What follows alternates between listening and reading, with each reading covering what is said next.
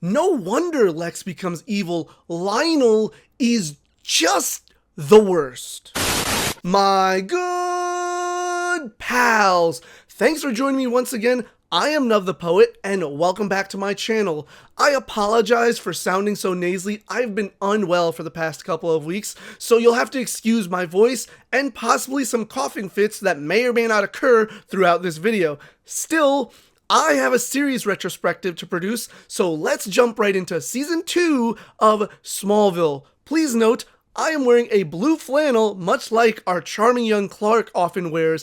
I know the shade is different, but good enough, right? As we discussed in my Season 1 video, which you should go back and check if you haven't already seen it, the first season of this incredible series really established the world of Smallville, introducing us to the characters and their relationships, as well as the Freak of the Week formula, where different people in the town get abilities because of kryptonite, and Clark usually has to stop and or save them. The start of Clark's journey to becoming Superman challenged him in many ways, and he learned many important lessons that will shape the kind of hero he eventually becomes. While Season 1 set the groundwork for this journey and established a status quo for the show, Season 2 shakes things up, challenging the characters, testing their relationships, and evolving the dynamics between them, while also delving deeper into who they are and where they come from.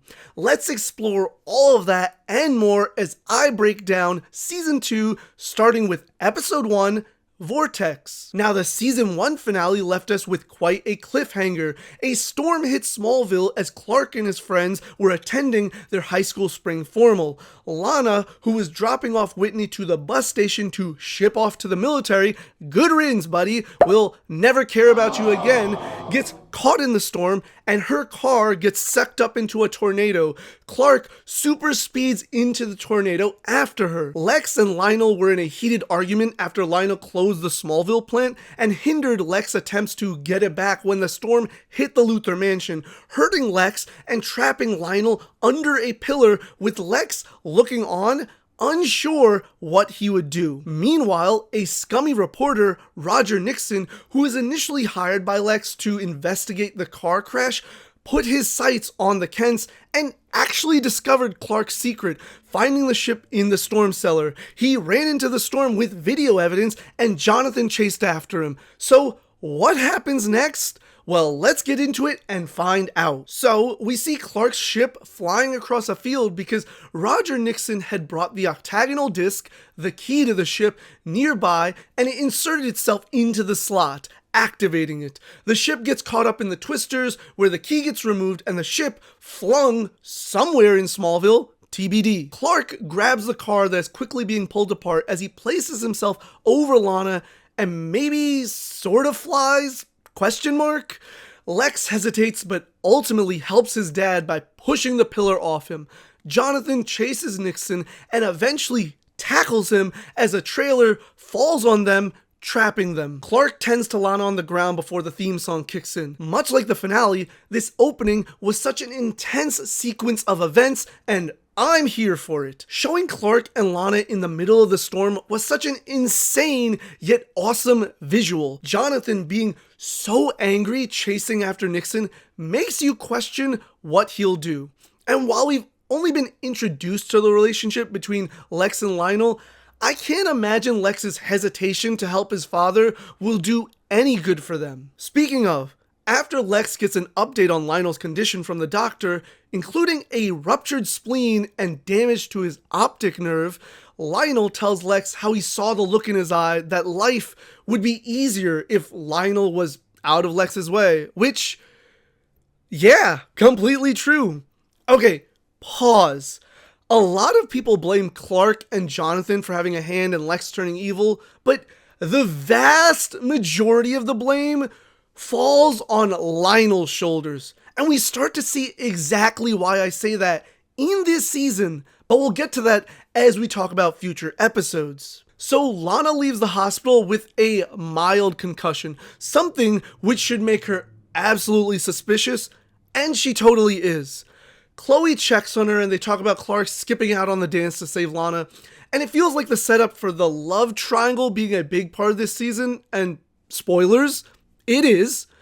I have my thoughts on this, but we'll get into it more as the season goes on. So Nixon is arguing with Jonathan about sharing Clark's secret when he gets a phone call from Lex, while Lex and Clark are searching for Jonathan.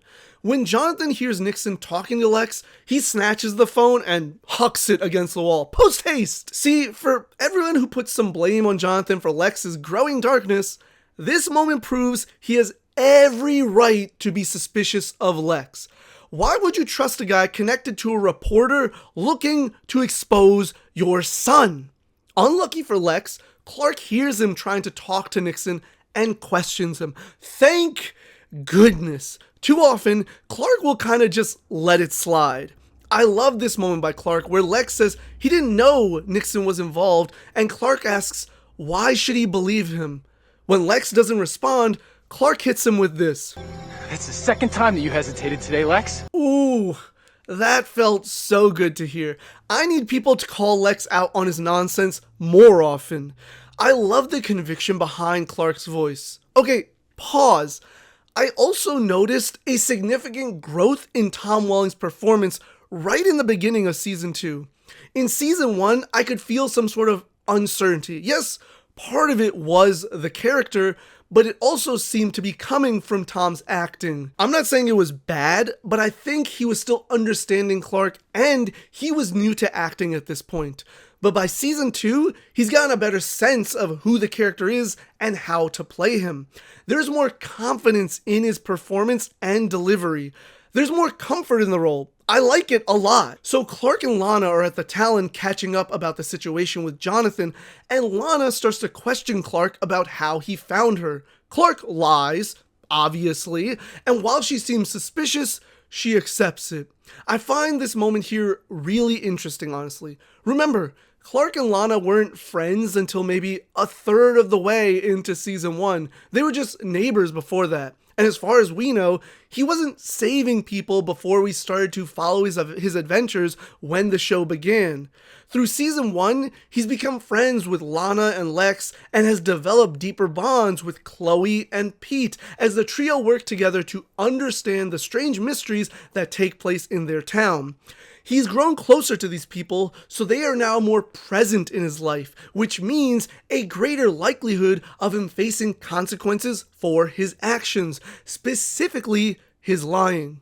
And this is the first moment of lying to Lana, which I think starts to create a rift between them. It's not there yet, but it has planted a seed of doubt in her because there's no explanation for how she survived the twister, and that rift only grows more and more as the show goes on. We then see Nixon and Jonathan talking about Clark and his powers, and Nixon talks about how if he had Clark's powers, he could get so much money and power, and this is exactly why Clark and his parents are justified in keeping who he is a secret. You don't know what someone will do with that kind of information. The opportunity to get rich or famous can tempt anybody to betray someone they call a friend or even family. I will always defend Clark keeping a secret, just so you know.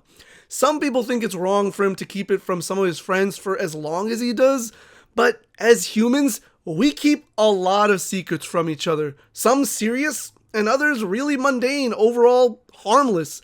And we usually do it out of fear or worry of what people will think and how they will react.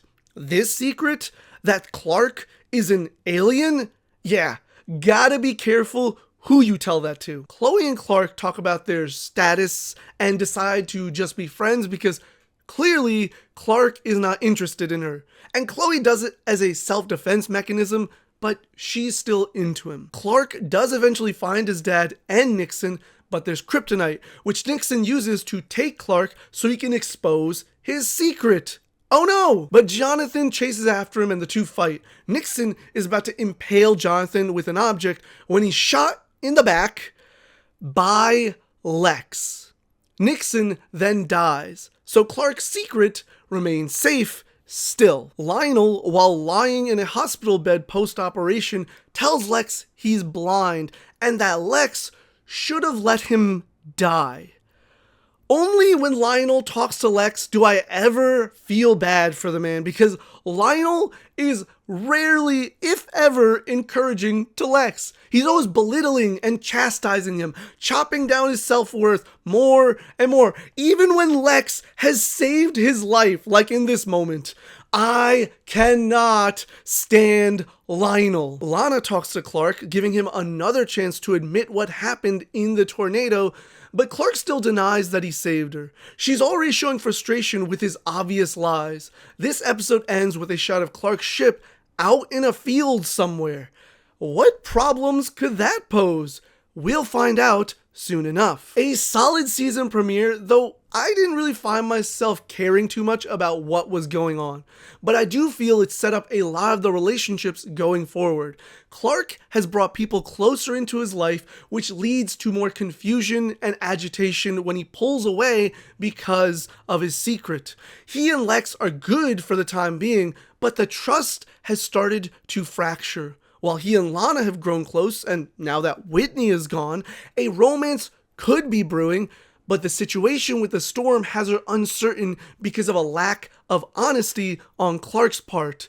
Then there's Chloe, who also has tension with Clark after their mutual decision to remain friends. Chloe's sobbing and admittance to Pete that she did it preemptively to protect herself shows the decision wasn't as mutual as she made Clark believe. So there's some uneasiness between her and Clark. And of course, Lionel and Lex have their issues. With Lionel now being a series regular, we're bound to explore that relationship more and see exactly why Lex is who he is and why he ultimately is destined to become evil. A good start to the season, which is followed up with a really fun episode, episode 2, Heat. So this episode starts with a time jump because it's the next school year. Chloe interned with the Daily Planet over the summer and hooked up with a fellow intern from Metropolis High. Why am I bringing this up? Because it's relevant several years later, so hold on to this for a few seasons. Anyway, the main point of this episode is that Clark gets a new power, heat vision, and the way they introduce his heat vision is absolutely hilarious. So Smallville is currently experiencing a heat wave, and the teens are in biology class with a hot new teacher, Miss Atkins, and they're watching a sex ed film. Clark keeps checking out the teacher, which feels unusual for my boy Clark. I mean, I get it, he's a teenage boy, but Clark has never seemed like the kind of guy to be checking women out like that. So it feels strange to see him doing it, but I guess even Superman can't resist attractive women. Anyway, he is clearly aroused and continues to check her out until he has a release. That release is shooting fire from his eyes, causing the projector screen to catch flames. And this happens again at the Talon while he's helping Lana make a video message for Whitney. They're both dressed really nicely. Seriously, Kristen looks incredible here. They're all dressed up because they attended Lex's wedding earlier in the day. A wedding where he married Miss Atkins, their teacher. This is because Miss Atkins, Mrs. Luther, Desiree, has pheromone powers that allows her to seduce people to do whatever she wants. So yeah, Clark needs to get a hold of his powers, so his dad helps him with training, though a funny moment occurs when Jonathan tells Clark to focus on what he was thinking about when his powers activated before, but Clark asks his dad to leave because it would be awkward to be having dirty thoughts with his dad around. Yeah, that would be weird. Clark does figure out how to control his heat vision and ultimately uses it to stop Desiree from killing Lex via manipulated Jonathan. As you may have guessed, Lex's marriage did not last. I said it last time, but I love episodes where Clark gets new powers. This one had a few humorous moments and also a really cool visual where Clark melted a bullet that was fired at Lex. That's all this episode really has. So on to episode 3, Duplicity. So this episode has Lex getting a visit from Dr. Hamilton. Remember Dr. Hamilton? The guy studying kryptonite? Well, he's got the jitters, much like Earl Jenkins from season 1.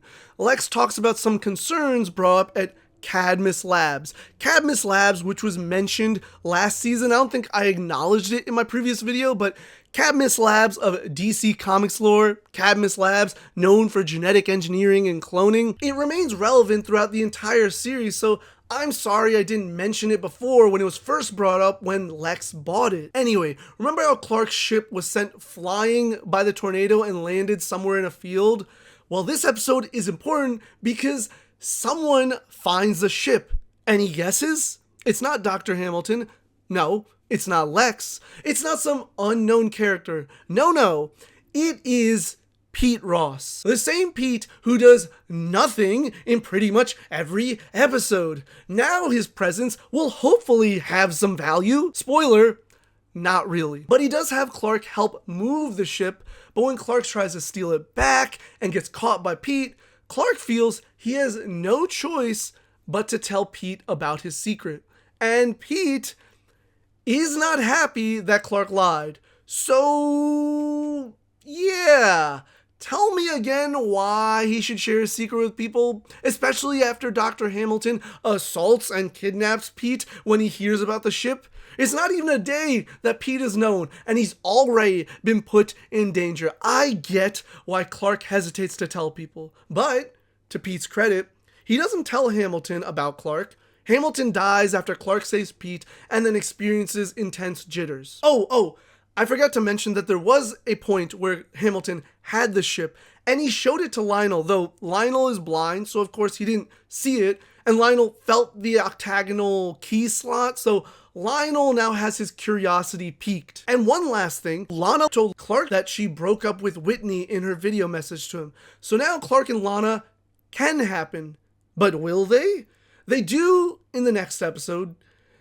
Sorta? Okay, not really, but that's the core of this season. It's a will they, won't they for Clark and Lana, and that starts in episode 4, Red. And this is yet another episode I really enjoy. Reminder, some of my favorite episodes are where Clark gets a new ability, when he interacts with young children, and when new types of kryptonite are introduced. This episode fits the third category. Clark defies his dad and buys a class ring. The only thing is, that class ring is made of kryptonite. Red kryptonite. And we find out that while green kryptonite affects Clark physically, red kryptonite affects his personality. It's similar to the Nicodemus flower, really. Y'all remember from last season, right? Clark loses all his inhibitions. He's way more bold, abrasive, confident, but also emotional. He's prone to anger much faster, which quickly makes him dangerous. But before we see that, Clark asks Lana out and even kisses her. But sadly, it doesn't count as their real first kiss because he's under the influence, much like Lana was with the Nicodemus flower. She agrees to go out with him though, but he takes her to a bar. It's an unpleasant experience as he decides to dance with a new girl at school, Jessie, who happens to be at the same bar. When Lana goes to leave, Clark stops her until some dudes approach him. He then makes quick work of them and even sets a bat on fire with his heat vision. Clark is starting to get out of control, and the Kents figure that the longer he's exposed to Red K, the worse he's gonna become. What's funny about this episode is, initially, Jonathan and Martha think he's just a rebellious teenager acting out. Tom also seems to be having a lot of fun playing Clark in this way. They finally stop Clark using green kryptonite to weaken him and then destroy the ring. I imagine it must be tough for his family to actively and consciously use kryptonite to harm him. But it seems to be the only way to stop him. There is a subplot of Jessie and her dad being pursued by someone because her dad is a whistleblower, but it's not super relevant. The only important moment is when the guy visits the Luthor mansion and finds Lionel there. Clark also shows up and shoots his hand with a gun, exposing his secret to Lionel technically, though Lionel doesn't see it. But Lionel is shown later holding the bullet casings, so he seems to be getting closer to learning Clark's secret. Clark having to explain his actions but lie to Lana really highlights the problem with their potential relationship. There's a lack of openness and trust between them, and this only becomes more of a problem as the series goes on. Don't get me wrong, I like Lana, but her and Clark just don't fit because of these issues. They have great chemistry and are cute together, but Clark's unwillingness to open up to her fully is too much for their bond, their love, to overcome. Even this early, I feel it's clear that it can't work out between them, and that's setting aside what we know about Superman lore and who he ends up with. I also want to be clear, I don't think Clark is in the wrong for lying to Lana. It may be a hot take, but this is not your normal type of secret. However, I do think he is wrong for pursuing a relationship with her without being willing to tell her the truth. The lying and excuses make it impossible for him to be with her, and deep down, I think he knows that. But at this point, he thinks he can have it all. And that's immaturity and naivete on his part. But we'll explore this idea more as we continue through the series. With that said, let's talk about episode 5, Nocturne. This episode I don't really care much for, as it's about a teenager, Byron, who is leaving Lana love poems, but is being locked away in his parents' basement. The twist is that Byron was part of an experimental procedure which resulted in him sort of hulking out when he steps into the sunlight, sending Clark flying the first time this happens. There's more tension between Clark and Lana, not only because of the events of the previous episode, but also because she seems to take a liking to Byron. But we never see him again, so it probably didn't mean much. The other thing of note is that Martha starts working for Lionel as his assistant. This does create a bit of tension in the Kent household, as Jonathan thinks it's a bad idea. Also, have y'all noted the way Lionel and Lex speak to each other? They're always sounding off some historical parable and using phrases like amiable detente. It's so pretentious, and trust me, I know pretentious. I'm quite skilled in that department. So for me to say something seems pretentious, that's not good. And I don't know about y'all, but hearing them have a conversation can get really grating. They don't just talk to each other and have a normal, regular, real conversation. There's always subtext and metaphor embedded in their words. It gets tiresome to listen to. But on to the next episode, episode 6, Redux. This is yet another not so compelling episode. The main plot? A girl in the high school has the power to steal people's youth. It's nothing special, but one interesting thing to note is that she has been around for centuries. She's not a kryptonite infected person. In fact, the Smallville wiki says she's a metahuman. I think she's the first one introduced in the show then. But yeah, nothing special about that story. The B and C plots are a bit more interesting though. The Kent's financial troubles are the topic of discussion, so Martha decides to reach out to her father, William Clark, to get some help. But he and Jonathan have issues, and they haven't spoken since Jonathan punched William in the face after William disapproved of his daughter marrying a farmer. Clark is working all episode to get his father and grandfather to reconcile, but it doesn't work.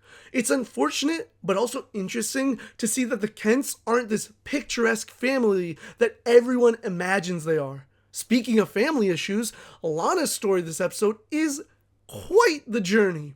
She finds a photo of her mom with some man. After doing digging, she learns that her parents were separated for about a year, and her mom got close with another man, the guy in the photo, Henry Small. Apparently, he's from the Small family who founded Smallville.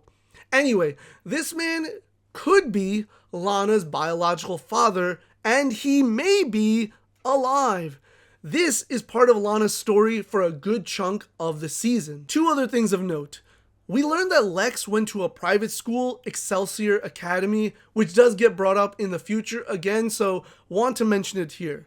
And we find out that Clark's grandfather, William, lives in Coast City, the first mention of Hal Jordan, the Green Lantern's home. Fun facts. On to episode 7. This episode, Lineage, I have mixed feelings about. It isn't a great episode in my opinion, but it does tell us quite a bit about the Kents and the Luthers. Therefore, it's necessary to explore, and I do find the insight to be interesting information to know. So, this woman, Rachel Dunleavy, shows up in Smallville and claims that Clark is her son. She gave her son, Lucas, to an organization, Metropolis United Charities, and they only handled one adoption, which was Clark's.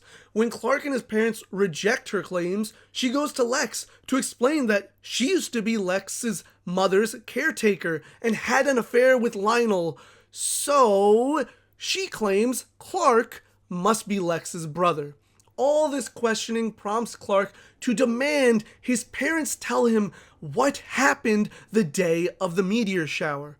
We get flashbacks throughout the episode to the events, and I do find it a cool way of reliving these moments. After Jonathan and Martha found Clark, they were driving back with the spaceship in the bed of their truck when Lionel Luthor ran out onto the road seeking help for Lex. Of course, the Kents help him and take them to a hospital. Lionel tells Jonathan to contact him if he needs anything, and Jonathan uses this favor to get Lionel to help make Clark's adoption seem legitimate. Okay, pause. This is also the moment we find out why Clark is named Clark. I mentioned it last episode, but Martha's maiden name is Clark. And when the sheriff happened to see this young boy with the Kents while checking on all the residents post-meteor shower, Martha quickly chose the name Clark from her family name. Now, to be clear, this is the Smallville explanation for Clark's name. In reality, according to Jerry Siegel, one of the creators of Superman, he made the name Clark Kent from two actors, Clark Gable and Kent Taylor. But yeah, when Lionel brings the adoption papers to Jonathan, he then asks Jonathan for a favor. And that's real scummy of him. Lionel owed the Kents a favor for saving Lex, but now he has leverage because of these fake adoption papers. So he asked Jonathan to persuade the Ross brothers to sell their cream corn factory to Lionel, which is what he must have been attempting to do in the season premiere in that one scene. And this is how Lionel got a foothold in Smallville, something Jonathan regrets and feels a lot of guilt and shame about to this day because it allowed Lionel to hurt the town. And that's also why he hates the Luthors. Meanwhile, Lana is looking into Henry Small and straight up just goes to his house and tells him she is his daughter. It does not go well, and she leaves his house embarrassed and upset. But she reaches out again, this time via letter, after encouragement from Clark, and he meets her at the Talon and says he is willing to find out if they're related. Going back to the adoption storyline, after Rachel kidnaps Lex to force Lionel to reveal what she believes is the truth, Lex chats with his dad and finds out that she did have a kid and brought it to Lionel, wanting him to leave his wife, Lillian. Side note, so many L's around here. Lana, Laura, Louis Lang, Lionel, Lillian, Lex, and we find out Lionel's son's name is, of course, Lucas, who Lionel says died as an infant. But he reveals a locket with a photo of him and a young boy, so he ain't dead, but Lionel lied to Lex about it. If you haven't noticed by now, Season 2 is a lot about Lineage, to continue with the L theme, but it's about the characters and their families and where they come from. That's one of the themes of this season, and we get into it even more as the season goes on. I find this exploration of Clark, Lex, and even Lana's family history to be highly engaging stories and way better material than the Freak of the Week stuff we mostly got in Season 1. Now, Episode 8 doesn't deal with family origins, but it does deal with family, because we get to see Clark's little brother, Ryan. I love this episode. It is one of my favorite of the season and probably in my top 10 episodes of the entire series. This is such an important episode for Clark and his journey. Clark rescues Ryan from a psychiatric hospital and a manipulative and abusive doctor, Dr. Garner, who is constantly testing Ryan's abilities. But that's not really relevant. Ryan gets headaches and nosebleeds and ends up in the hospital. He reveals to Clark that he has a brain tumor and is dying.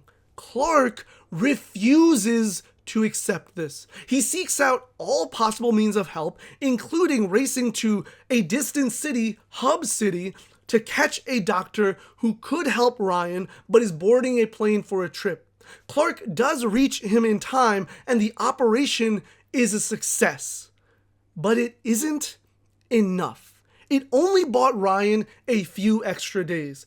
Clark insists on doing more, but Ryan just says he wants to spend his time with Clark.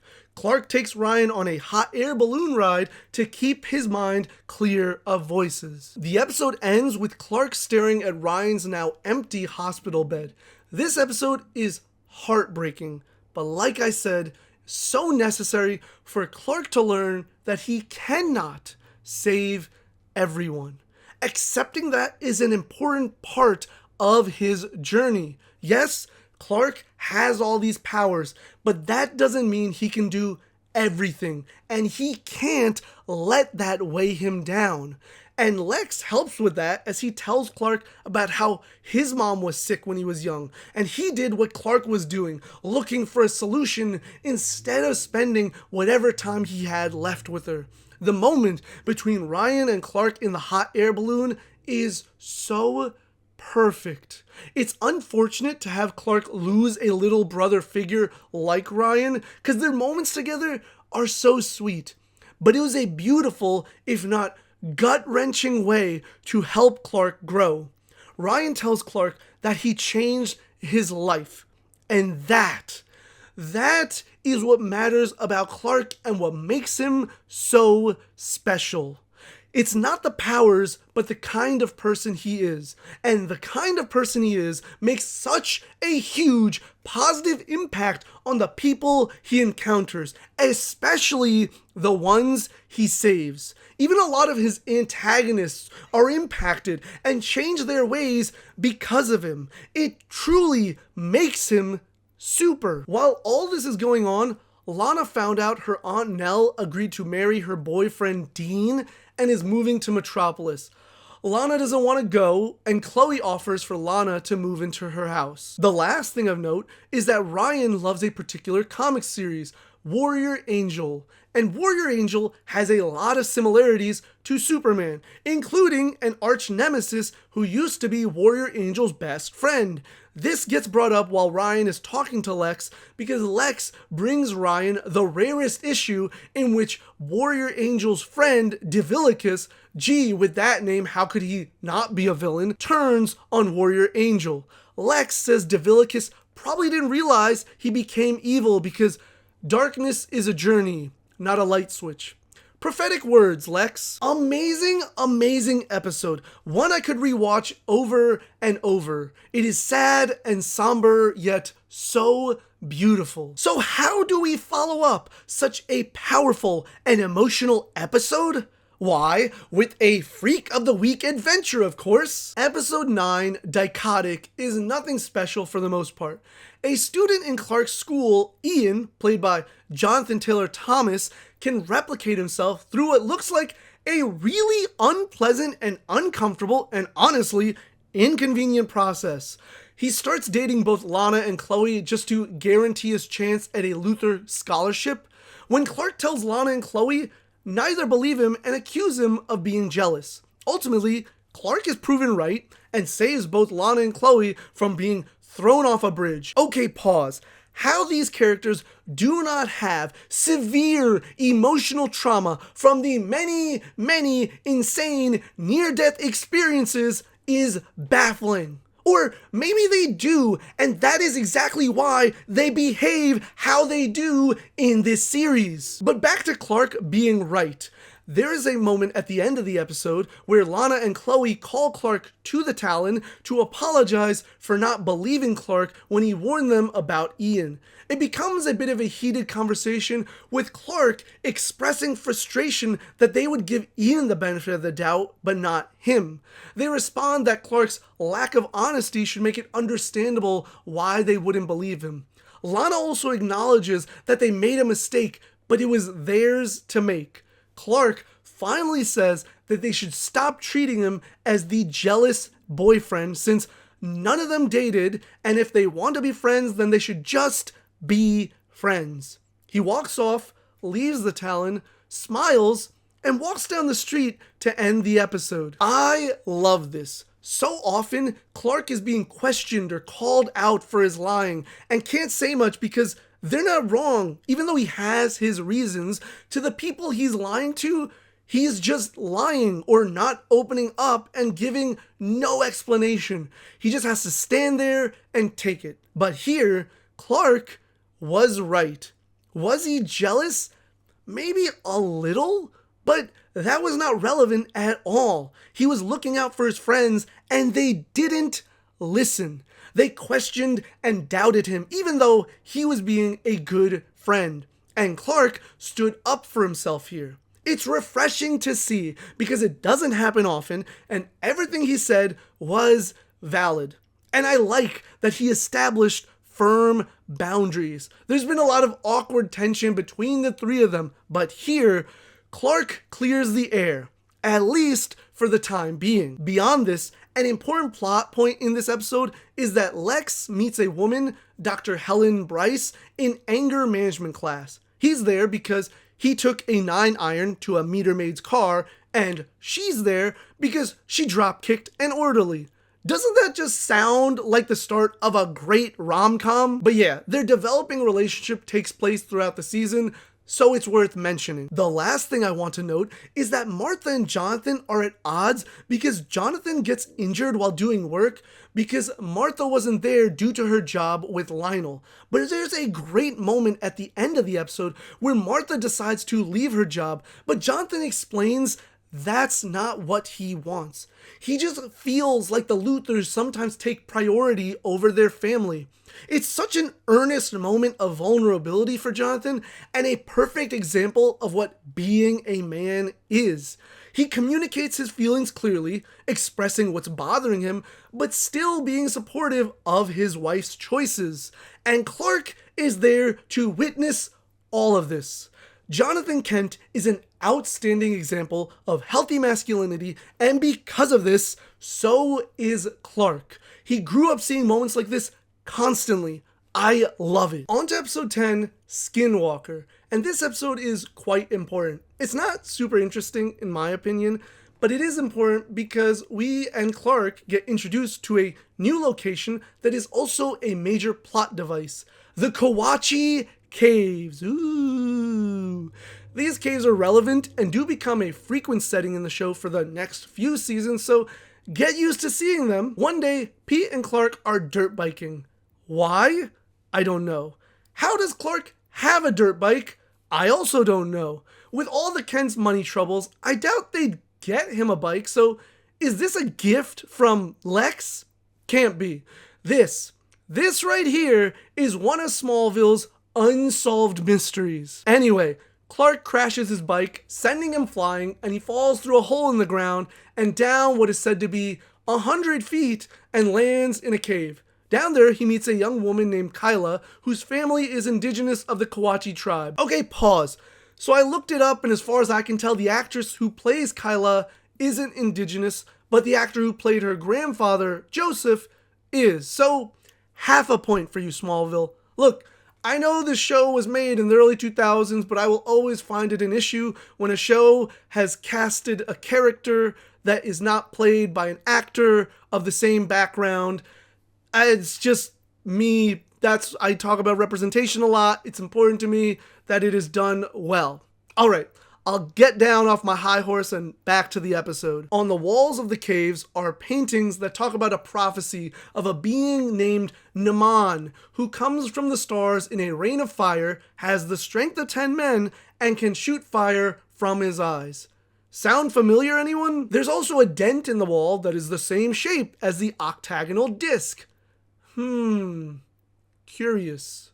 Oh, and there are symbols on the wall that match the device that is the heart of Clark's ship. We learn more about Naman from Kyla's grandfather, who said that this being came from the sky, another planet, and fell in love with the mother of the Kawachi people. Later, he flew into the sky and left, promising to send another. Apparently, this happened about 500 years ago. But wait, there's more. The cave paintings highlight a friend turned enemy of Naman, Sagith.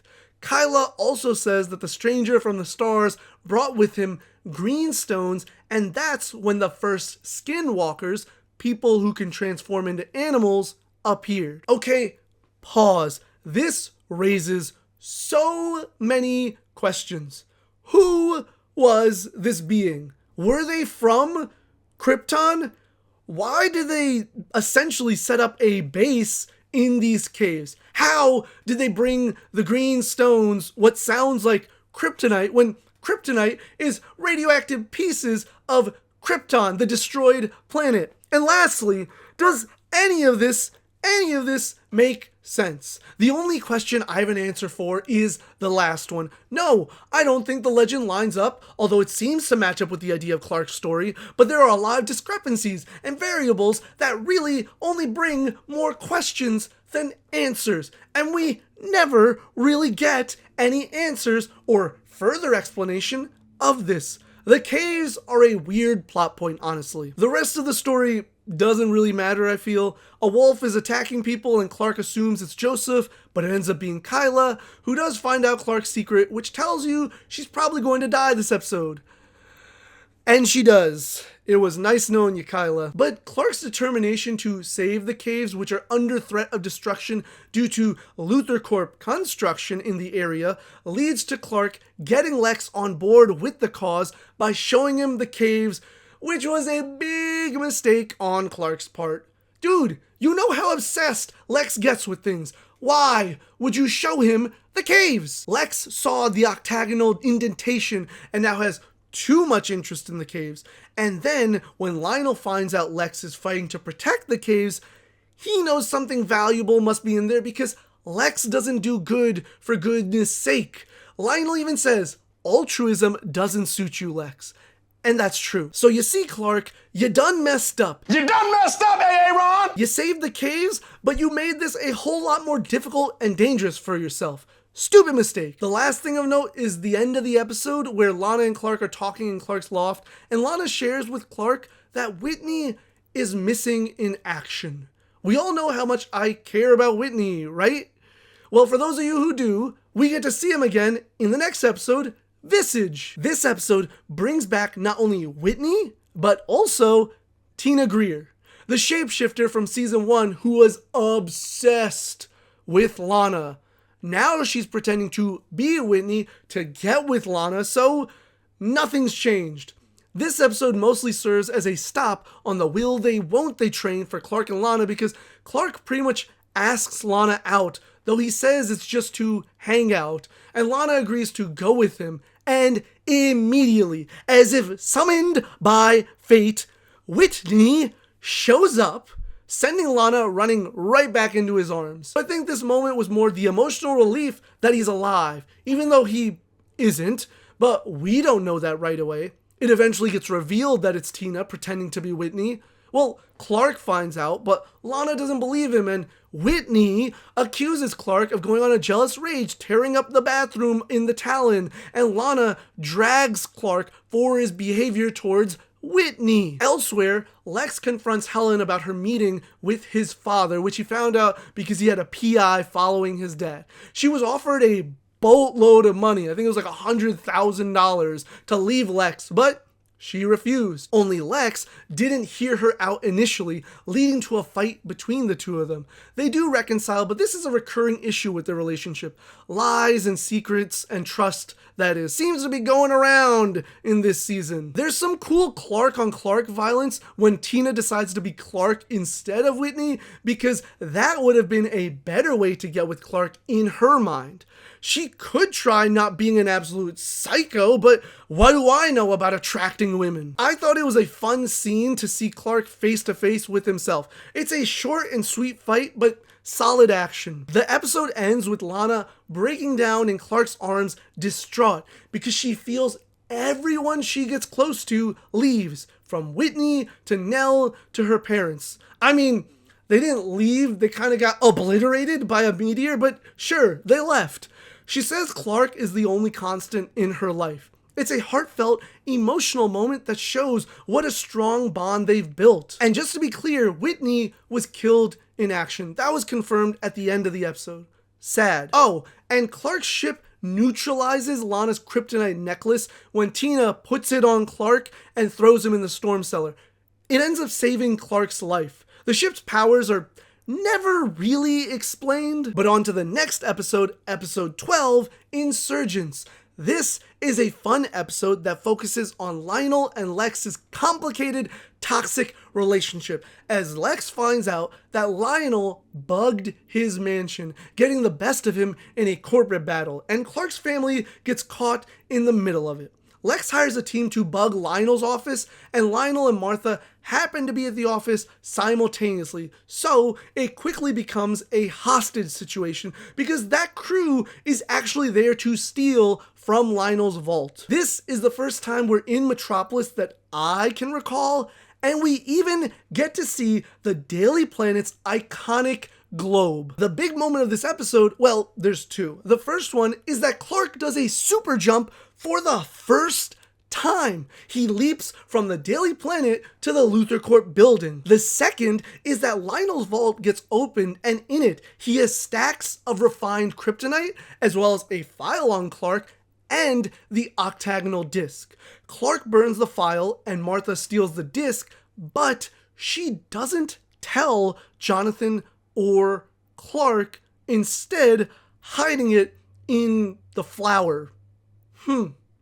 I wonder why. The other thing of note, and this has happened in previous episodes, but I'll just mention it here, is that in this episode and throughout the series, half of Lex's face is often shrouded in darkness, usually when he's having some sort of moral quandary. It's a technique constantly used to show the internal battle of good and evil that Lex faces. If you haven't noticed it yet, watch the show again and pay attention. You'll see how often they do this. It's a simple yet effective way of highlighting his struggle. Now on to episode 13, Suspect. This is a fun whodunit episode where Lionel gets shot and Jonathan is accused and framed for what happened. This episode and a lot of this season shows Clark in a really vulnerable emotional state where he makes reckless decisions. This season highlights a lot of the immaturity in Clark and how he still has a lot of growing to do. In this episode, in order to prove Jonathan's innocence, Clark teeters on the line with his actions because he's so angry. The culprit ends up being Jonathan's longtime friend, Sheriff Ethan, because Lionel bribed him to help buy out Lex's company, LexCorp. He had started it at the beginning of the season, I just didn't mention it. And Ethan wants to get rid of the Luthors, which, fair, but don't get in bed with them, dude. It's that simple. So, no more Sheriff Ethan. It was a tense, enjoyable episode and worth a watch, but nothing more. Moving on to another enjoyable episode, episode 14, Rush. So Chloe and Pete get bit by some creature in the Kawachi Caves, causing them to act out, taking extreme risks and behaving erratically.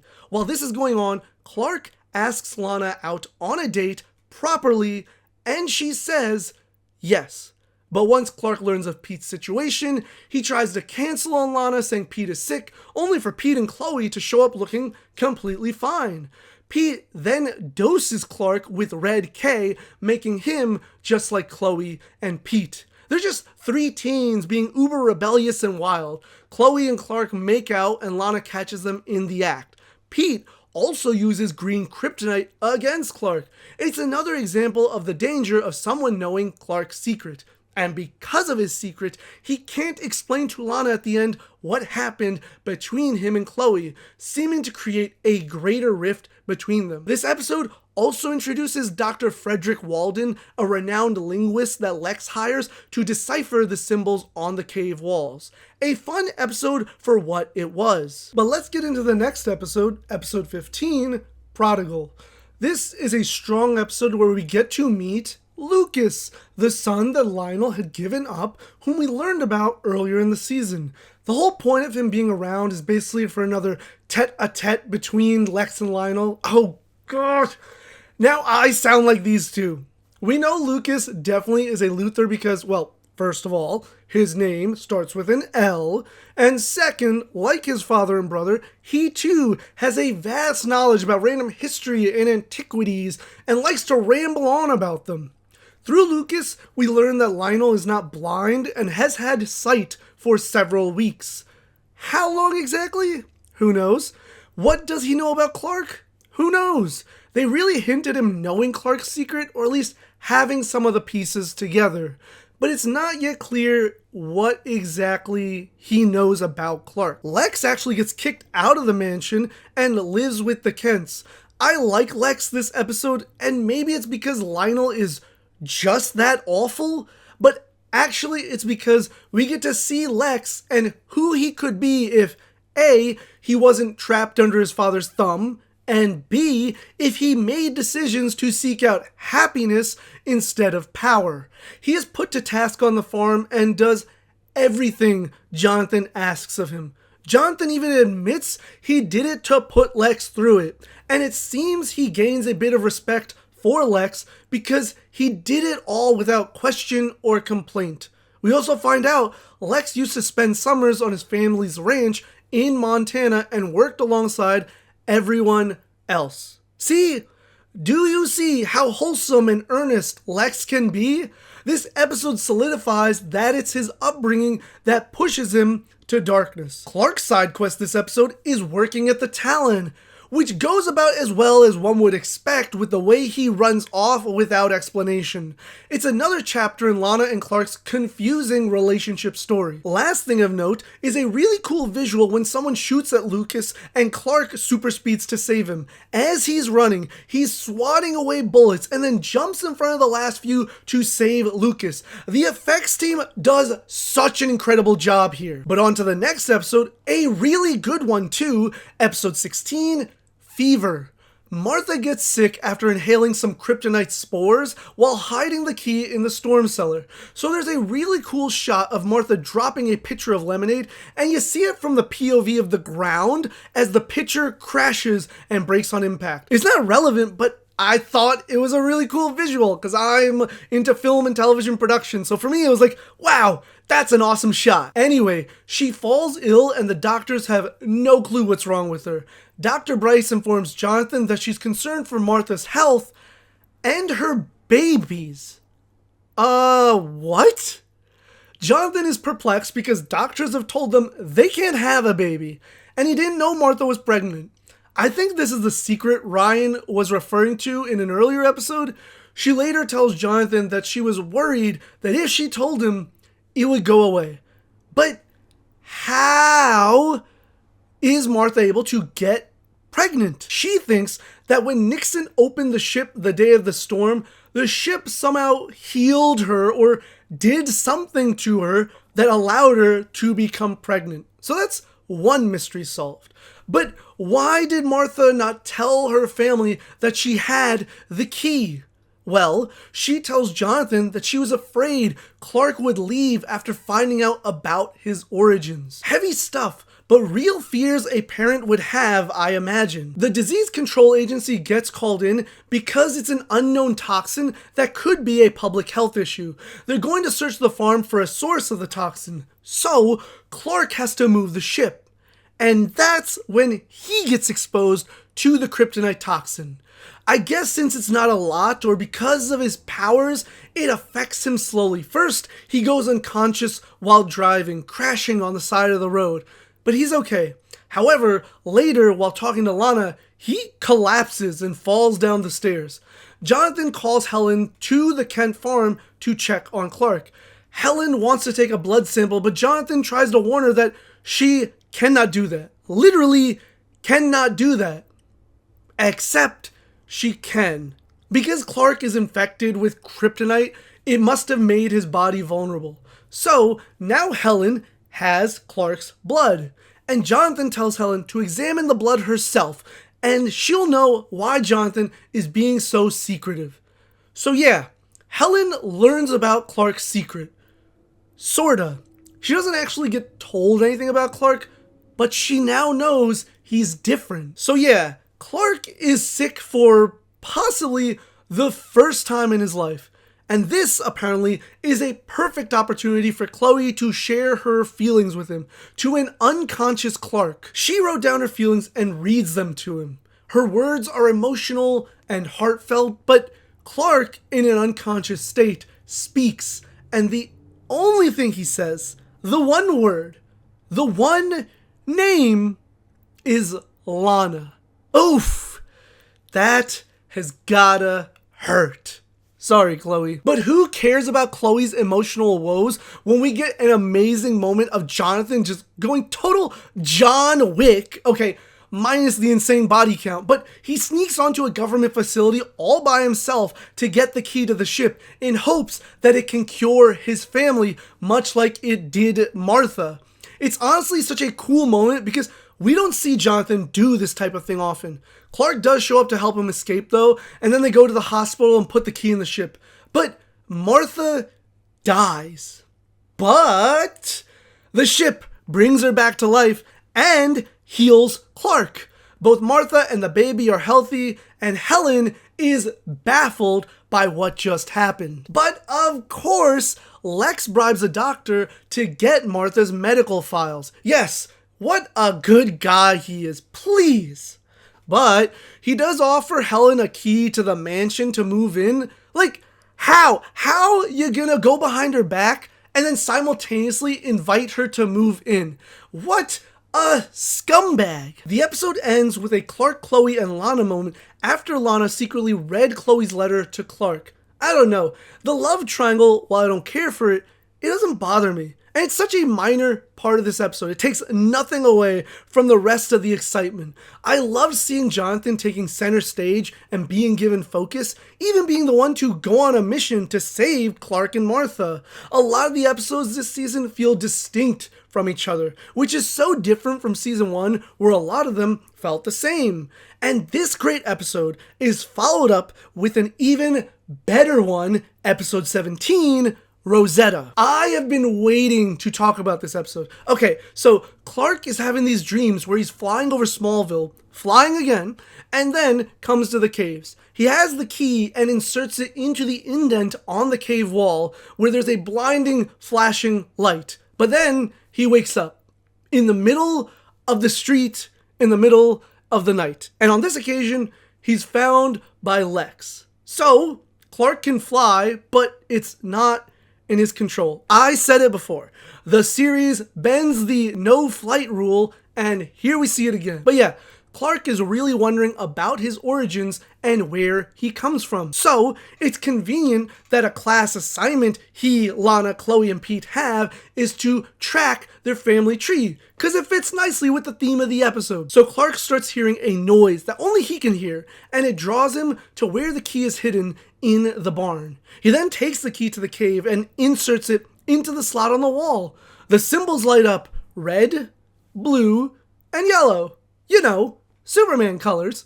And then a beam shoots through Clark. He's awoken on the ground in the cave by Lex, but Clark makes up some excuse and runs off. The next day, Clark's heat vision goes off, out of his control, and burns a sign into the barn. Chloe arrives just in time to see the flaming alien symbol on the Kent barn. And of course, she takes a photo of it and writes a story. Which is ironic because the scene before, she berated Lana about snooping and violating her privacy. Hilarious that she thinks she has any right to complain about someone invading other people's privacy. Clark explains that the symbol means hope. The beam of light made Clark able to read Kryptonian language. So there's a scene where Clark is at the Talon and Lana calls out to him, and he doesn't hear her at first. He's just writing on his family tree. We later see on the paper he's written Kryptonian symbols for his family tree. I think he was in a trance or something where he was kind of taken over by some force where he was writing. At least that's how the scene played to me, because why else would he write in Kryptonian on the paper when it's an assignment that he's supposed to hand in and that potentially other people will see it? Didn't make sense. And of course, other people do see it. Specifically, Lex, who takes that paper. Anyway, Chloe gets many emails from someone named V. Swan. Who could that be? Clark reaches out to them on his own, and Swan sends Clark a Kryptonian message that says, "I'm a friend." Dr. Walden finds the key in a wall of the cave, grabs it, and inserts it into the slot. He gets hit with a beam of light, but then goes into a catatonic state. Lex starts interrogating Clark at the hospital about the incidents at the cave, finding Clark in the street, and the family tree Clark filled out with the Kryptonian symbols. Clark denies knowing anything and then rushes off when he gets a piece of mail delivered directly to him at the hospital. He checks it out in private, and it's by a Virgil Swan. Virgil Swan is a brilliant scientist who has built a company focused on satellites, which gets him dubbed the Man of Tomorrow, a nickname for Superman. So who is this Virgil Swan? Before we get to that, there's this great scene where Clark argues with his parents about meeting Dr. Swan. Jonathan and Martha express their concerns and potential danger of meeting Dr. Swan, and Clark is frustrated because he has so many questions. While initially Ma and Pa Kent are hesitant, they ultimately support Clark's decision. It's an excellent scene where both Clark and his parents' POVs are reasonable and understandable, and they come to an understanding. Okay, now back to Virgil Swan. Clark travels to New York to meet him, and before even seeing him, you hear him. Clark is talking to himself, asking himself, what am I doing here? And then you hear a voice say, looking for answers, I assume. Y'all, the second I hear his voice, I get chills and giddy with excitement because Virgil Swan is played by none other than Christopher Reeve, aka Superman. So in this scene, Swan and Clark talk, and Swan explains how he's been searching to find out if there's life on other planets. The day of the meteor shower, one of his satellites received a faint signal, a message that says, "This is Kal-El of Krypton, our infant son, our last hope. Please protect him and deliver him from evil." Clark also learns that Krypton no longer exists. Okay, pause. This is an epic moment. This was such an emotional scene on several levels. I don't know about anyone else, but to me, Christopher Reeve is the Superman, the actor most associated with the character, the actor I think of when I think of Superman.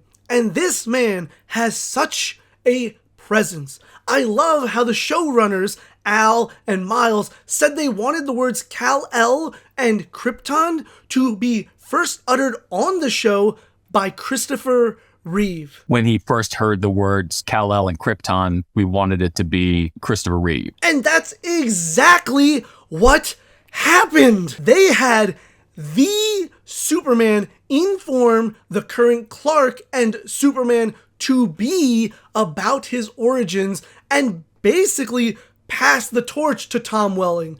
Freaking brilliant. I love this scene. It's so simple and it shares information that we as fans probably already know, but the gravity of Clark learning about his Kryptonian heritage is monumental to his journey. Oh, and they play the Superman theme during this scene, which was amazing to hear. Perfectly done. No notes. Clark is in the storm cellar, staring at the ship, feeling down because he's the last of his kind. He's totally alone. But Jonathan reminds him he's not. Clark learned that the piece of the ship Jonathan found when they first found Clark's ship is the ship's heart. Using it, Clark gets to see another message, one that terrifies him. It says, "They are a flawed race, my son. Rule them with strength." Clark is freaked out that this may be who he is, that his destiny is to conquer, but Jonathan reassures him that he's a force for good because that's how Jonathan and Martha, his parents, raised him. Okay, pause. When it comes to this message, I think it's pretty interesting. Clark even questions if he read it right, and that's honestly possible, or it could be a translation issue.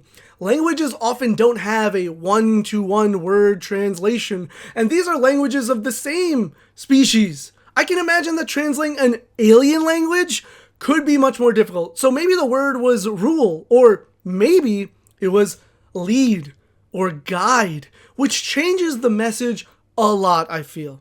This is never brought up in the show, but this mistranslation could have been the cause for what follows in the show, with Clark being incredibly reluctant to embrace his Kryptonian heritage more. All that aside, I love this episode. It is my favorite episode of the season. There's not an ounce of action in this episode, but it is some of Smallville's most compelling writing. The journey of Clark discovering his Kryptonian heritage was tense and filled with a lot of questions stemming from the curiosity and fear of a young man wanting to understand his identity. He and his parents debating whether or not to see Swan shows the worry in the Kents of losing their son.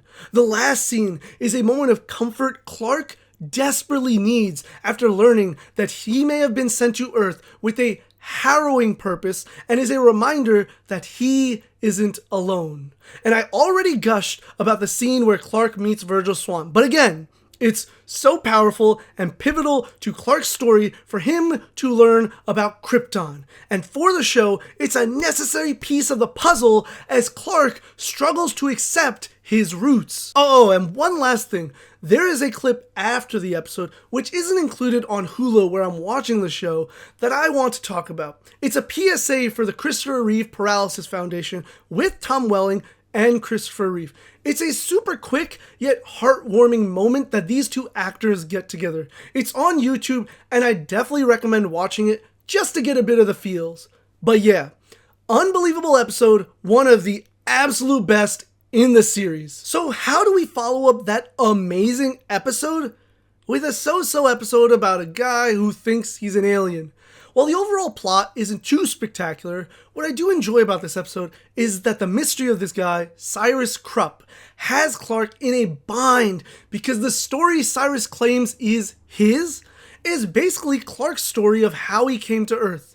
And it has Clark wondering if there is truth to Cyrus's story, because after finding out about his Kryptonian heritage recently, he's desperate to know if he really is the last of his kind. It terrifies him to think that he is, so he's quick to believe in the possibility that Cyrus is an alien. He isn't, though, just want to make that clear now. He does have the power to heal, though, but Clark's willingness to believe Cyrus and help him highlights what a kind-hearted person Clark is.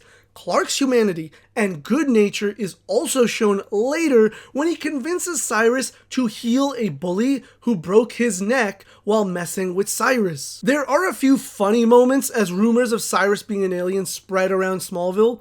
Chloe is talking to Clark and says, "Can you imagine being from another planet?" she says to the alien. Later, Lex is talking to Clark and says he doesn't believe Cyrus is an alien. Clark wonders why he's so quick to dismiss the possibility, and Lex says, "If you were really an alien, would you go around telling people about it?" He says to the alien who doesn't tell people he is one. So I forgot to say this in my initial filming, but Lex's statement right here completely justifies why Clark doesn't tell people his secret. Thanks for proving the point, dude. Later on, Chloe is explaining that Cyrus isn't an alien, and then tells Clark, "He's no more extraterrestrial than you are," she says to the alien again. It's Smallville's playful charm that I adore so much. The other plot of importance is Lex inviting Helen to move into the mansion with him. He gives her a master key that opens every door except one. Lex and his secrets. They get into a fight about it, but at the end of the episode, Lex shows her the room. It's a room full of Lex's investigation into the car crash, Clark, his family, and the caves. That's not weird at all, right? Totally normal to have photos of a teenage boy in a dark room and files on his family. Sure, Lex, nothing suspicious going on here. One last thing is that Clark brings up the idea of finding out someone you know is an alien to both Chloe and Lana. Their reactions are fascinating and somewhat contrasting. Chloe thinks it would be amazing because of the experiences and insight they could share. Lana admits she would probably be freaked out. Clark sort of testing the waters with both of them to gauge how they'd respond definitely plays into his decision about whether or not to tell them. I'm sure Lana's discomfort carried more weight than Chloe's intrigue when Clark contemplates whether or not to reveal his secret. But Clark's secret isn't his big concern in this next episode, Precipice. The law is. Lana is being harassed at the Talon by some drunk college guys, one of them even putting his hands on her and shoving her into a tray rack when Clark arrives to stop them. They leave, but Clark isn't okay with just letting them off the hook that easily. He confronts them outside the Talon and throws two of them into a fence. Then throws the main dude, Andy, who ends up flying and landing on the windshield of the sheriff's car. This is a new sheriff, by the way, after Ethan got arrested for attempting murder on Lionel. Remember that? Yeah, so this sheriff is a bit tougher, and without the friendship that Jonathan had with Ethan, she's less lenient with things and actually forces Clark to do community service rather than pay a fine or go to jail. But it's not really relevant. What is relevant is that Lana starts to reflect on the fact that she can't defend herself. So she gets some training from Lex. Honestly, I love this part of the episode. Lana becomes empowered and steps out of that damsel in distress role she's been placed into up until this point in the show. And she totally wrecks this guy at the end of the episode. Super satisfying. I don't care to talk too much about the Helen plotline, which is that an ex-boyfriend has returned to save her from Lex, as he claims, but he stalks Helen throughout the episode and even attacks her. I only bring this story up because I thought to myself, why was this episode's focus women being harassed and assaulted? The theme of the episode seems to be creeps are us. Just something weird I noticed. Other than that, it's an enjoyable episode. Now we get to episode 20, Witness, an episode that I didn't think was going to be any bit interesting, but turned out to be really compelling television. I consider it to be my sleeper pick for the season. The episode I found to be much better than I initially expected. So, Clark sees a robbery in progress of a Luthor Corp truck, and when he goes to stop them, he gets hit and sent flying. He figures out that this guy on the baseball team, Eric Marsh, is part of this group of robbers. We see Eric using an inhaler with a green substance in it, so we know he's juicing with kryptonite. And he stole kryptonite from this truck to continue producing more substance for him to continue being a baseball star. Sounds like a standard Smallville premise, right? What could be so special about it? It's the fact that Eric and his buddies are super strong and violent and have no chill, being incredibly formidable for Clark. Clark gets beaten up a lot in this episode. They make him bleed. You can hear it in Clark's voice when he tells his dad the attack hurt, how this is one of the few times he's truly felt pain from something. But Eric and his goons take it a step further. They throw Clark into an active furnace, which, okay, pause. It's never confirmed, I don't think, but kryptonite has to alter people's mental, right? Otherwise, too many teenagers are far too quick to attempt/commit murder. Like, Eric doesn't know that Clark can't be hurt, and he still just threw him into a furnace. To Eric's knowledge, he put a real, mortal, human being who absolutely can catch on fire in an active furnace. He didn't just beat him, stab him, or shoot him. He went to such an extreme to get rid of this guy. It's just wild. But he doesn't stop there. He destroys the torch. Chloe's newsroom is completely torn apart. I'm talking holes in the walls, wires ripped and dangling, and a pillar is split in half, which, how is the ceiling up? And then he attacks Clark's parents, binding them to the wall of the loft with tools and stuff. Eric turns out to be a real challenge because Clark is facing someone about as strong as him who does not have a conscience, making him so dangerous. After seeing what Eric did to Clark's parents,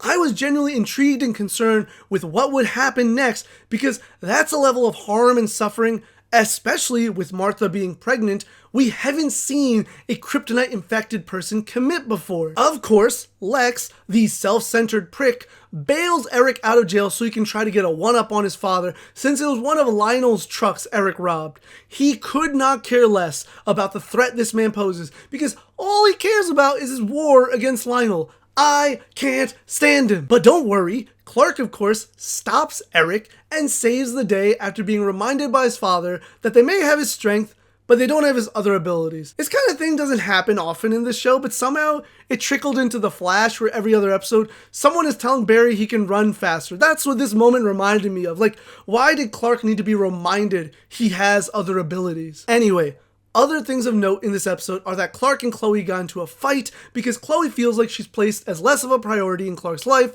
and she can't rely on him for things like news articles for the Torch. So, Clark quits, and then the fight escalates later, and they decide to stop being friends.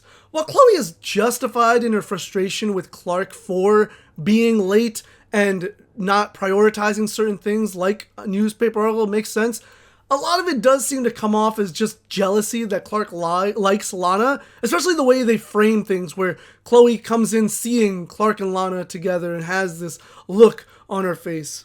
In fairness, he does prioritize time with Lana above pretty much everything else, so I get Chloe's response, but it does feel like she's just bitter that Clark doesn't like her.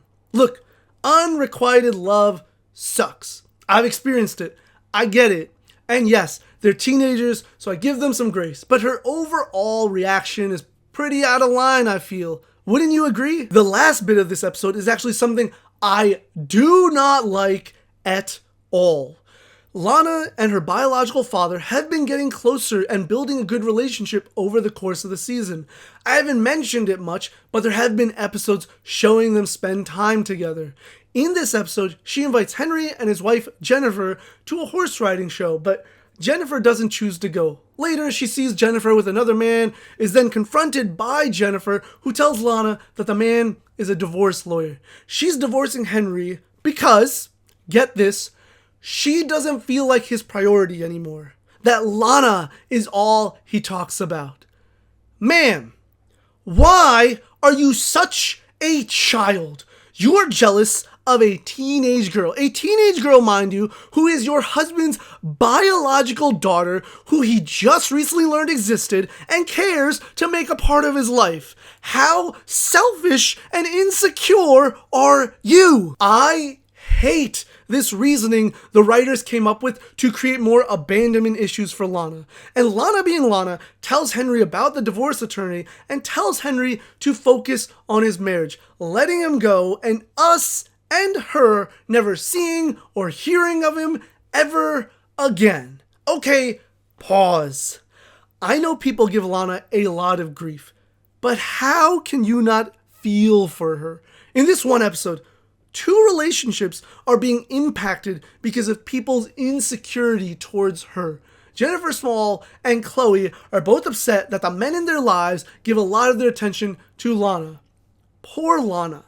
This woman doesn't do anything, but everyone around her idolizes, worships, or envies her. She doesn't ask for any of it, but people treat her a certain way, and then others get upset at her for the way she's viewed and treated. She's just looking to live her life, and people always gotta come in, then abruptly leave, and hurt her more in the process. It is no wonder she gets so messy as the series goes on, because she has all this unresolved emotional damage. Regardless of this asinine plot point, I had a lot of fun with this episode. The intensity, the special effects, particularly this cinder block breaking over Clark, the real danger Eric posed to Clark and the people around him. It was such a thrill. Definitely recommend watching it as just an isolated episode. But on to a not so stellar episode, in my opinion, episode 21, Accelerate. Lana starts seeing a childhood friend from her past named Emily and assumes it's a ghost because Emily is dead. But we find out that it's not a ghost. It's a clone. Bro, it is season 2. And we are already introducing cloning. And this cloning premise is relevant for the future. But yeah, Lana and Emily were friends as kids, but Emily died when she fell off a bridge and Lana couldn't save her. So Lana is freaked out by this, and Clark attempts to help her understand what's going on. This Emily has super speed, by the way, and there's one scene that's really, really cool where Clark chases Emily through the rain. The raindrops are moving in slow-mo as Clark runs through them. Dope moment. Who could be behind all this cloning experimentation? Why, Lionel Luthor, of course. He funded Emily's dad's project to accelerate cell growth. But now, Lionel takes Emily away from her dad because Lionel is scum. But that's all there really is to say about this episode. I consider this episode wasted potential. I think instead of having an actual clone, Lana, maybe exposed to kryptonite, should have been imagining Emily as a response to all the trauma and loss she's experienced. Having to let go of her bio dad in the previous episode could have been the trigger. And since she blames herself for Emily, even though it was an accident, it manifests this way because Lana feels there's something wrong with her that causes people to leave. Something that is her fault. This girl is genuinely troubled. She needs love and she definitely needs help. So I think actually exploring all that she's been through up to this point, the loss of her parents in the meteor shower, Whitney going off to the Marines and getting killed in action, surviving the tornado, Nella moving away, and ending her relationship with Henry, it most definitely has a severe impact on her emotional and mental well-being. I know I'm asking far too much of this show, but I think it would have been a lot better than what we got this episode. The episode isn't bad, it just doesn't offer much. But now we are nearing the end of the season with our second to last episode, episode 22, Calling. This episode sets up a lot for the finale while also having its own story, which I thoroughly enjoyed. Dr. Walden is still in a catatonic state, but he wakes up, sorta, and starts repeatedly saying, "The day is coming. The day is coming. The day is coming." What day? Christmas? Earth Day? Who knows? At Clark's loft, Lana visits at midnight to celebrate his birthday, or the day that his parents chose for the adoption papers, as he puts it. Then, they kiss. This is their first real kiss. A kiss without one being under the influence of kryptonite, or a flower, or someone else pretending to be one of them. It's just the two of them sharing a kiss. So it looks like they're going to be progressing their relationship. Except, the next morning, Lana says the night before was a mistake. We're back to the won't they of the will they, won't they. Oh my goodness. Before their awkward conversation, Lex visits the Kent house to ask Jonathan and Martha to sit with him during the rehearsal dinner as stand-in parents, as his won't be there since he's not inviting Lionel. And Jonathan accepts this invitation. What a journey their relationship has gone through to get to this point. Speaking of the wedding, Lex and Helen are discussing wedding plans at the hospital when Helen enters her office to find out that someone broke in, trashed it, and stole something. The vial of Clark's blood. Oh no. Oh no. Helen accuses Jonathan of possibly stealing the vial, and Jonathan implies the possibility of Lex stealing it. Clark talks with Lex about what's going on with Lana, and Lex actually gives Clark some good advice. This conversation between them feels like a true sibling moment. There are several of them throughout the series, but I don't usually feel like Lex is steering Clark in the right direction. Here, it feels different though. In a parallel to that conversation, Lana talks to Helen about things with Clark. Honestly, this was a lovely scene because Lana doesn't have many older people, specifically women, in her life to go to and give her perspective. She doesn't have a relationship with Martha yet, so it's unlikely she would reach out to her. She does go to Lex sometimes, but that's different. So having Helen to talk to about this was a nice moment. I kind of wish they established more of a relationship between Lana and Helen. As Clark talks to Lana about their relationship, he hears a voice saying, "The day is coming. The day is coming." And it's the voice of Terrence Stamp, who played Zod in Superman 2. His voice is iconic. Okay, so somehow Walden now has powers and destroys the glass of a facility he was kept in, that being Belle Reve, and he goes to the cave, rearranges the symbols somehow, and now has a new message. He becomes properly lucid and says, "I know who you are." Uh-oh. Lionel creepily visits Chloe at the Torch late at night and tells her about getting a column at the Daily Planet. This was set up in witness after the torch was destroyed. Lionel offered to make a donation to the school, specifically the journalism department. He then requests a full profile on Clark Kent, which is when Chloe realizes what all this has been about and tells Lionel to get lost. Dr. Walden interrupts a chat between Lex and Lionel to tell them what the message on the wall says, that the last son will rule the planet. He then tells them that they have to kill Clark. Whoa. And that's exactly what he goes to do. Clark gets called back to the barn with that weird noise that drew him to the key a few episodes ago and finds Walden at his home. Walden attacks Clark but ultimately causes his own demise when he beams an oil tank, I think that's what it was, causing it to explode, taking him in the process.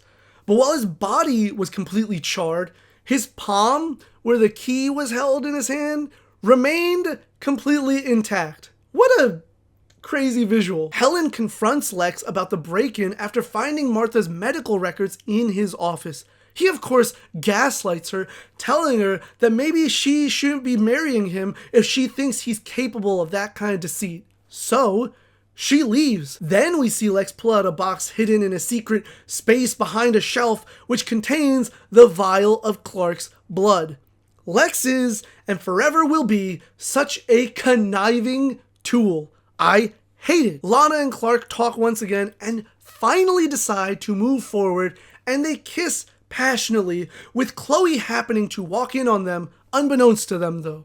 Just as all seems good in Clark's life, he hears that same voice from before saying, "Kal-El, it is time." The voice leads him to the storm cellar, from which we can see a bright glow. Clark opens the door and walks in, and we see to be continued. So, let's continue with let's continue with the season finale, episode 23, Exodus. It begins with Clark entering the storm cellar and seeing the ship floating and glowing. Clark's father, Jor-El, or rather a memory of him, tells Clark who he is, his father, and that it's time for Clark to accept his destiny, that the people in his life have served their purpose and it's time to let go. Jor-El also tells Clark that he has no choice and that he has until sundown. Quite the ominous and foreboding demand of Jor-El. This moment, this entire episode, honestly, is really important to Clark's journey. Creating an antagonist out of Jor-El early on was an interesting decision, but it set up a lot of struggles for Clark to take the steps he needed to take on his path to becoming Superman.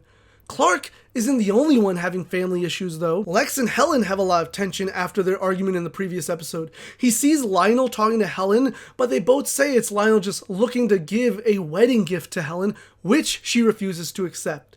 Lex finally admits to Helen that he broke into her office and stole the vial of blood. Helen isn't quick to forgive and forget though. He tells Helen that he didn't have the blood analyzed, but he stole it because he thought it would give him the answers he's looking for. I am never going to let go of these kinds of actions by Lex. He literally committed a crime. Why would he think that that vial of blood was so important anyway? It wasn't labeled. Elsewhere, Clark and Lana are enjoying being together, and it's nice and cute. Let's see how long that lasts. Clark then visits the caves after finding out Lionel now has control of them. He runs into Lionel and the two talk about the caves and what has happened down there. Lionel points out the slot in the wall and shows Clark a key he made out of refined kryptonite. This is important. Clark goes to the storm cellar again, and Jor-El once again states that Clark will obey him, but Clark remains defiant. Jor-El then burns the mark of his ancestors onto Clark's chest. Okay, pause. This has always been a question I've had. The symbol looks similar to the Superman symbol we are also familiar with and adore, so why not use that? Why do this symbol? According to what I've read through some research, that being 10 minutes of Googling, this pentagon shape with an 8, as we Earthlings would refer to it as, so this whole symbol is apparently the Kryptonian symbol for the English letter S. Who knew? Jor-El tells Clark if he doesn't obey, Clark will hurt the ones he loves most. So Clark doesn't tell his parents about Jor-El's warning and instead decides to deal with things on his own by stealing Lionel's kryptonite key and inserting it into the ship, destroying it, causing it to blow up. Ma and Pa Kent were at Lex's wedding, but when Lana told them that Clark had to deal with something, they became worried and decided to head back to check on Clark. The explosion of the ship happened right as Clark's parents got near, causing their car to flip over several times. The storm cellar is in pieces, and Clark wakes up, stepping out from under the rubble covered in dirt and debris. He sees his parents' car flipped over and gets them to the hospital. Jonathan angrily tells Clark how he made a mistake and that actions have consequences. Those consequences? Martha lost her baby. This is such a brutal scene. We've always seen the Kents be there for each other, but Jonathan is so upset and hurt that he has no energy to be there for Clark. This leaves Clark heartbroken and totally out of his wits. When Lana comes to see him back at the hole that used to be the storm cellar, you see his face, specifically his eyes, showing he is completely disoriented. He's not really there. He's just mentally gone. He now worries about being a danger to everyone, especially Lana, and he runs off. He probably feels like what Jor-El said is true, that he will hurt the ones he loves the most, because he did. Meanwhile, Chloe takes Lionel up on his offer to investigate Clark because she feels betrayed that Clark wasn't honest about him and Lana getting together. Okay, pause. This is super petty and honestly feels kind of out of character for Chloe. They've been close friends. She has been loyal to Clark this entire time. I know the last few episodes have had them fighting, and for a lot of this season, there's been tension, but this seems like a step too far. And not only is the shift in demeanor abrupt, but also the change in her look is drastic. She's always worn colorful, fun clothing, but now she's wearing a black top, and it looks like her hair might have some dark highlights or something. I don't know, it's just off. Talk about a quick heel turn. But I guess being scorned by love and offered your dream job can make people do unexpected things. Speaking of unexpected, Clark is so distraught and guilt-ridden over what he's done after seeing his parents in the hospital that he decides to get a red K ring. This one moment during Clark's search for the ring where Pete tries to talk to him is a great display of what Clark is feeling right now. Pete reminds Clark that he's not himself when he has the ring on, and Clark responds, "Exactly what I don't want to be right now, Pete." The shame he feels for his mistake is eating him up inside, and he decides to run away. Along with the ring, he takes a motorcycle, a leather jacket, and shades as well, preparing to leave Smallville. Lana tries to talk to him and get him to stay, but Clark is not listening. They do admit they love each other just before Clark puts on the ring and rides off. So Lex and Helen got married and went on a plane to head to their honeymoon. We now see Lex waking up on the plane with a storm raging on, the pilot and Helen now missing, while his plane is falling out of the sky and eventually crashes into the water. Clark rides out of Smallville with a lower octave Superman theme playing to end the episode. Another great season finale. While season 1's finale had more chaos and action, I feel this finale had higher emotional stakes.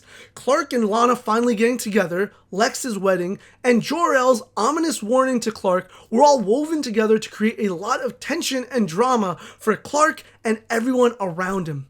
Clark's reluctance to embrace Jor-El's plans for him, which understandable when you don't know what they are, and the only clues you have are messages that imply you are going to be some dominant ruler. But his resistance to Jor-El is integral to the story of Clark's journey going forward. He has been raised like a human and feels more connected to this world than he ever could to Krypton. So he's not a fan of the idea that he has some greater destiny that is out of his control. His reaction makes sense, especially after Jor-El branded him. That's vicious. Also, being a rebellious teenager who goes against your parents' wishes is so perfectly human for Clark. But as Jonathan said, consequences have actions. Actions have consequences, and Clark thought he could handle things on his own instead of trusting his parents and going to them. This was clearly a mistake with a terrible result that led to the episode ending with Clark in a really bad place. I mean, he basically decided to do drugs. That's essentially what Red K is. And many of his relationships are left strained, including Chloe, Lana, and his parents. So how are they going to reconcile? Will they at all? And what happened to Lex and Helen? We'll discuss all that in the next video, but for now, let's get to the Season 2 wrap-up. While I found Season 1 to be a fun introduction to the characters and the world of Smallville, after a number of episodes, the show's episodic format left something to be desired. So, I was impressed and relieved to see a shift from that to a more serialized storytelling style in Season 2. Season 1 was about establishing a status quo, and Season 2 was about disrupting that, pushing our characters and challenging them in new ways. The majority of the episodes do not even involve a kryptonite-infected person as the antagonist. Some narratives exist throughout the entirety or a good portion of the season. It definitely focuses on more character-centered drama as opposed to the action-oriented conflict we got in Season 1. And a big theme of Season 2 is family and lineage. To explore this, let's get into the characters. Starting with my favorite character this season, Lana Lang. I do like Lana holding Clark accountable for the lying, excuses, and lack of clarity. All she wants is honesty and communication, and I think that's totally fair. Sure, several times it's not Clark's fault due to Red K, but he still has to deal with the consequences, and honestly, our boy can't handle it well. I love him, but he often just awkwardly stares at people after they've called him out on something. Though it was only one episode, Lana learning how to defend herself after being helpless far too many times was so awesome to see. And watch this kick again. It's amazing. I think Lana finding out about having a living biological father and building a relationship with him was a nice subplot for her. I wish it didn't end so terribly because she didn't deserve that. As I said when I covered the episode, Lana is put in these difficult predicaments due to no fault of her own most of the time, as of yet, just people obsessed with her. But that seems to be the story for the season, complicated child-father relationships. And that brings me to my least favorite character of the season, Lionel Luthor. Don't get me wrong, John Glover gives a brilliant performance this season and throughout the entire series as this character. I love what he brings to the role and what Lionel brings to the show, but I cannot stand him. I thought I disliked Lex, but Lionel is a whole different level of scum. To start, his manipulation of Chloe is horrible. This grown man uses a teenage girl to investigate a teenage boy. It's also creepy.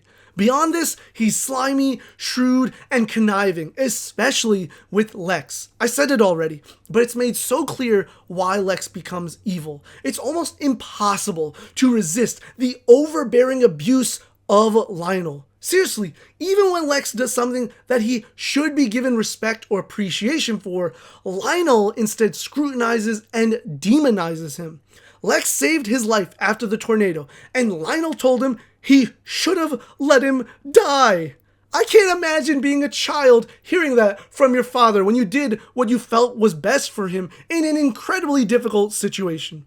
And then to find out your father has been pretending to be blind for some time, that he bugged your home, that he attempted to bribe your partner to leave you. No wonder Lex falls to darkness. Not only would he need to get away from Lionel for good, but then he'd need years probably of therapy, working on himself, and plenty of positive reinforcement to get to even a neutral place mentally and emotionally. Lionel is just awful. I don't have a better word for it. And a huge reason Lex is unable to escape his destiny is because of this sadistic, callous man. Since I've mentioned him, let's get into Lex. A lot of his story this season was the battles, both mental and corporate, that he had with his father. With Lionel being a series regular now and moving into the Luthor mansion for a while after his operation, we get to see what Lex's relationship with his father is like, learn about Lex's upbringing, the rigid and harmful kind of thinking Lionel instilled in him,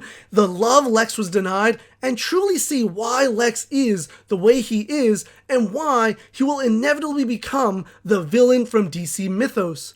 This is explored more through his relationship with Helen. There are a few instances of trust being an issue between them, specifically from Lex. First, he questions Helen being offered a bribe by Lionel. Then, he won't let her into that one room in the mansion. Then, he steals the vial of blood and illegally obtains Martha's files and lies to Helen about it. After he finally admits to Helen that he stole the vial, he tells her he doesn't want to be his father. I appreciate that they do ultimately reconcile, but at the same time, their relationship feels hollow. Lex recognizes the way his father's influence bleeds into his relationships with other people and the harm it does. And we see this with Clark as well, as the dishonesty between them continues. They still maintain a good friendship at this point, but the cracks are starting to show. It was great to see that one episode where we get a glimpse of who Lex could be without his father's iron fist parenting. But honestly, it may be too late for him to escape the darkness. But Lex isn't the only one who struggles with emotional distress this season. Chloe is in a lot of turmoil pretty much the whole season, starting from the first episode when she decides to tell Clark they should just remain friends as a defense mechanism not to get hurt. But it's made clear throughout the season that those feelings are still there, and they cause a lot of issues between the two, and sometimes with Lana. That's mostly your story this season, pining for Clark. I didn't find it to be too much yet, because they are teenagers after all, and it's easy to let our emotions get the best of us.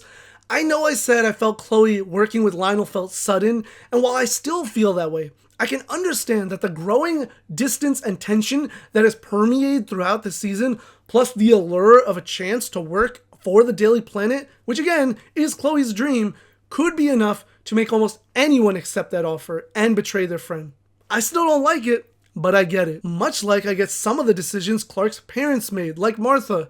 Martha still doesn't have much this season except being supportive towards Clark, but the one major plot point is her not telling Clark and Jonathan about the key, fearing losing Clark. It's understandable that she would worry about this with all the difficulties she probably has been through since she can't conceive, well, until recently.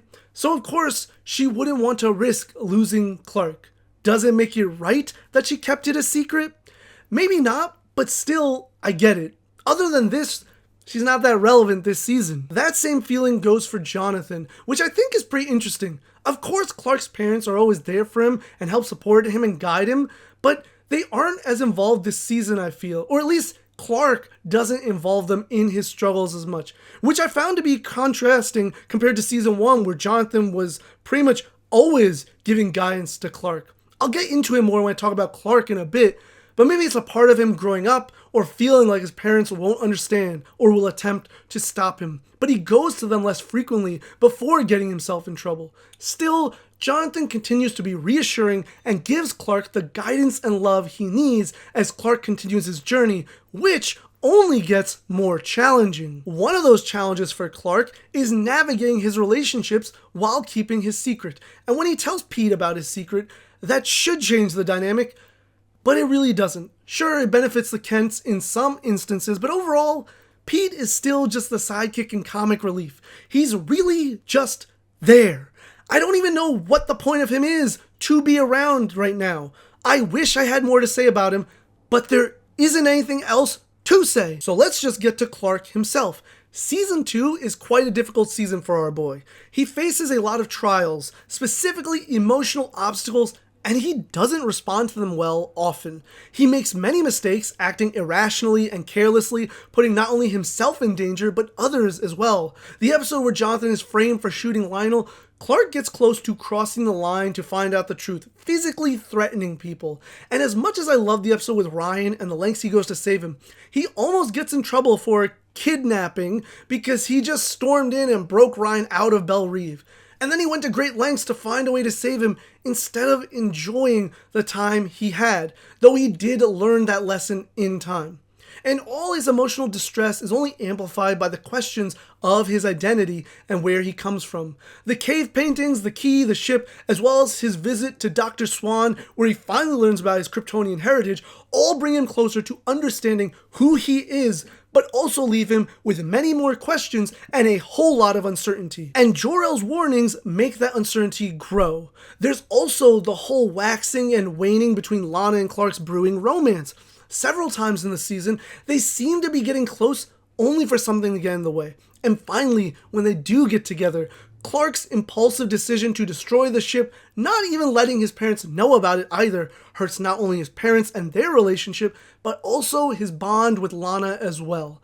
The ramifications of his actions put Clark in his most vulnerable state that we've seen so far, and he makes another poor decision in taking the drug that is Red K and running away because of it. It's been a grueling season for our boy, but he has shown a lot of growth, and there's plenty more to come as his journey continues. So here are my final thoughts of the season. Season 2 does a great job of building off of the foundation established in Season 1 and evolving the relationships and expanding the lore.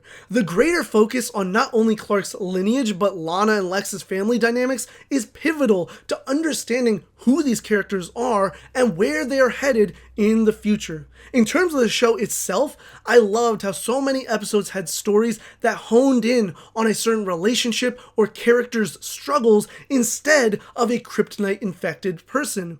I feel we really get to know these characters better for the most part and see how their bonds bend and potentially break when tested.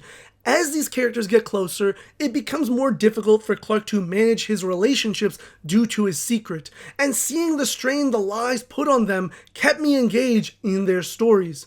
Season 2 definitely raised the stakes for our hero, and I'm excited to see how everything that's happened, particularly in the finale, plays out and how it impacts Clark's life and those around him. And we'll get into all of that and more next time when we look at Season 3. But while we wait for that, join me in the comments where we can discuss and debate all of our thoughts about Season 2 together. Till then, much love.